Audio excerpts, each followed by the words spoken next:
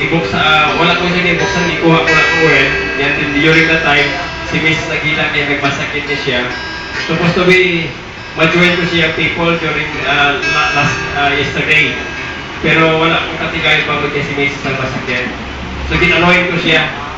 And then following, after a few hours, nagbangon siya. And then, sinin ko, salamat sa sining anointing oil from Israel.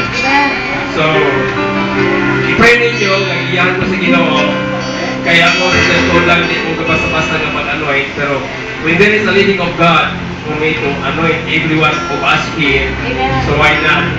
Amen? Anointing oil from Israel, and it is God's anointing. Amen. Praise God. Lay your hands as we lift up this chord. Father God, we thank you so much for your people you have given us. Yes, God. Thank you, God, for the way you provide the needs and even the desires of your people.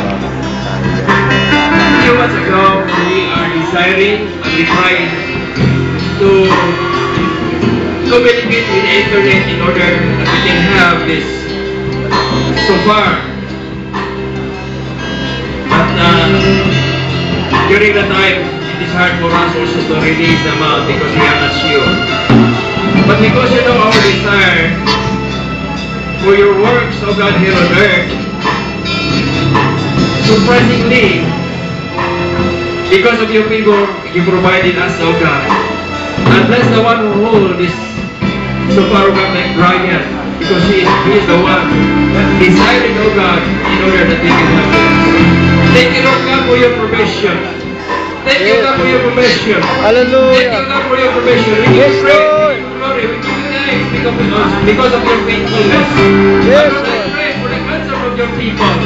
Bless them, O God. We have seen your miracles. We have seen the way you provide our needs, O God. We do not We bless you, Lord. give an expenses, O God, for this so Hallelujah. far.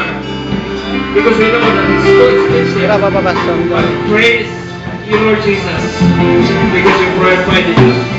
Lord, we dedicate this so far into your name, into your hands, O God. Lord, we dedicate this in the name of God the Father, God the Son, Jesus Christ, and God the Holy Spirit. Lord, let your protection be upon this so far, O God. In the mighty name of Jesus, we give you glory. In Jesus' name.